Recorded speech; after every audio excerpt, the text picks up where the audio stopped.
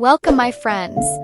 Before I begin, please subscribe, like, and share this channel so you don't miss powerful stories like this one. Today, I want to share you a story that will break your heart and open your eyes.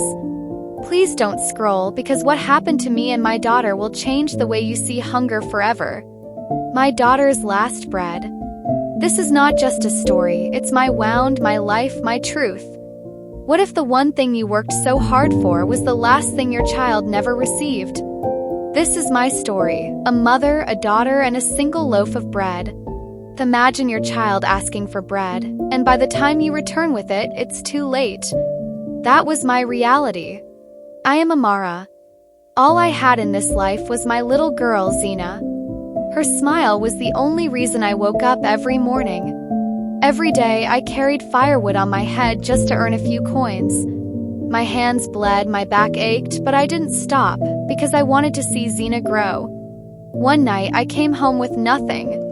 No food, no rice, only water. I boiled it and pretended it was soup. She looked at me with her weak little eyes and whispered, "Mama, one day you'll buy me bread, won't you?" I smiled to give her hope, but inside, my heart was breaking. The next day, I worked harder than ever. I carried heavy loads, I almost fainted, but I didn't stop. At last, I earned enough to buy one small loaf of bread. I cried on my way home, clutching it close. My baby would eat that night. But when I entered the house, Zina was lying still on the mat.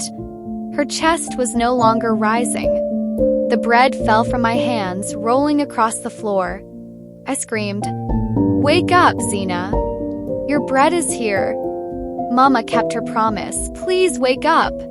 But she never did. That was the day I lost everything. Or so I thought. But I never knew my suffering was only beginning. I lived with grief, guilt, and loneliness. I visited her small grave every day, speaking to her like she could still hear me. Then one day, the man who abandoned us, my husband, returned after 6 years and 5 months. He didn't come back with comfort. He came with anger, with blames. He pointed at me in front of the villagers and shouted, "Amara, you killed her. You killed Zina." My heart froze. "What are you saying?" I cried. "I gave everything for her. I starved so she could eat. I never hurt my child." But he didn't stop. He told the police I poisoned her out of frustration. He swore I pushed Zina into death because of poverty. And the neighbors, they whispered. They doubted. That night, the police dragged me away in chains. I begged, I screamed, "I am innocent. I lost my daughter too. Why are you doing this to me?" But nobody listened. Now I sit behind cold prison walls with nothing but memories of Zina's smile. And I know this is not the end.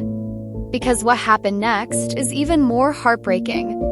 If you are a parent, this will hit you harder than anything you've ever heard.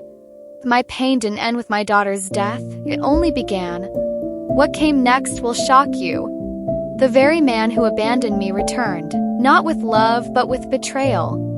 Would you believe it if I told you that instead of comfort, I was accused of killing my own child?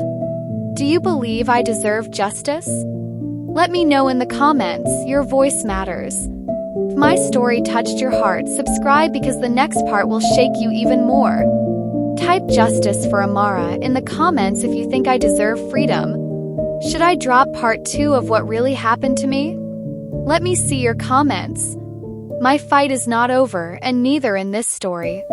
If you want to know what happened next, don't just scroll, make sure you like and subscribe so you don't miss part 2. Thank you so much for watching my story.